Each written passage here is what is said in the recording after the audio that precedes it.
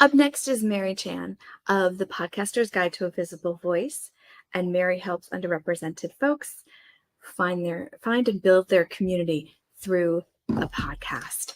And Mary does talk about community, and she does talk about how our voices help us meet people even when we're not meeting them.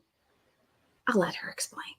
So, Mary, how has your podcast impacted your business? My podcast has impacted my business in terms of like I get to nurture those people who want to work with me a lot quicker. They sometimes will listen to my show, book a call with me. That's all happening in the background. Like I've got that all set up on my website. And then we're going through our discovery call together. And I've barely said anything about price. I'm just like doing my usual talk. And they're just like, yeah, so where do we sign up? Yeah. And I'm like, what?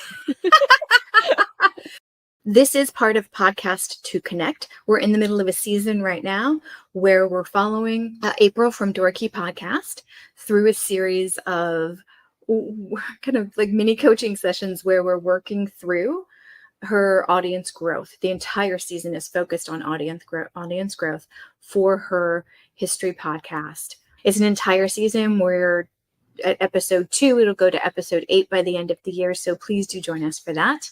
So the discovery calls are quicker?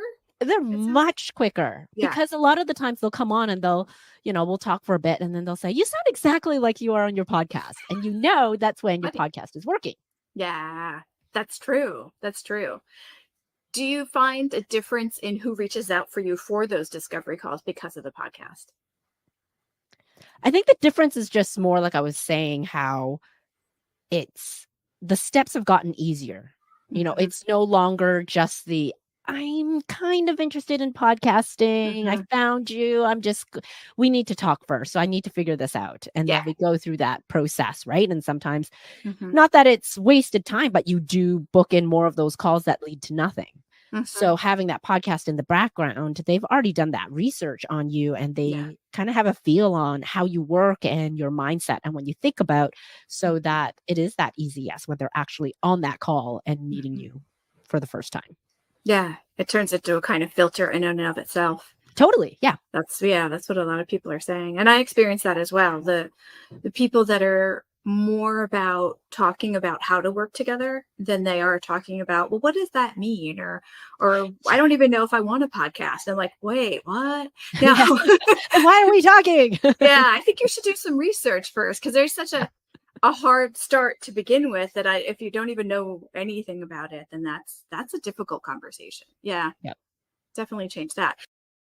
What is the biggest surprise that's come out of having the podcast for your business? That sometimes it still works. Explain. Well, I don't know if it's like that, but it's self-doubt in myself or like that imposter syndrome that you hear a lot about. But whenever someone, does say, oh, yeah, you sound like you're on your podcast, or I heard that on your podcast, you're just like, oh, whoa. Or I was in a in-person networking thing and they're like, oh, yeah, you talked about it in the last episode with so-and-so, right? And I was like, huh? What? Like, where did that come from?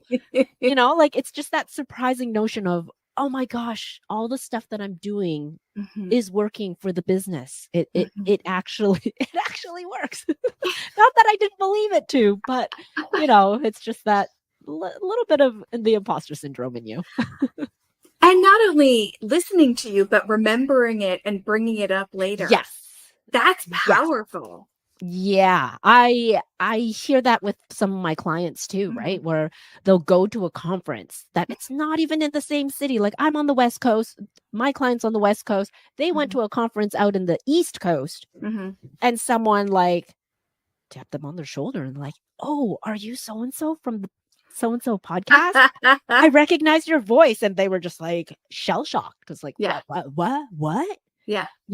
It's that immediate connection, that intimate connection with your voice that you have on a podcast. That it doesn't work on like blogs or the printed page or and social media to some extent too. Yeah.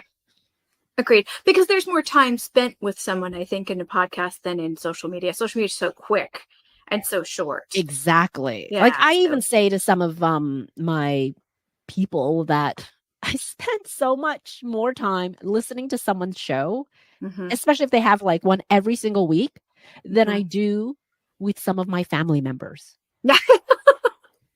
I know these podcast hosts so Yeah. much more than Yeah. my family. You know? Oh, Mary, wait. Yeah. Basically, I don't call my mom enough. That's what I'm saying.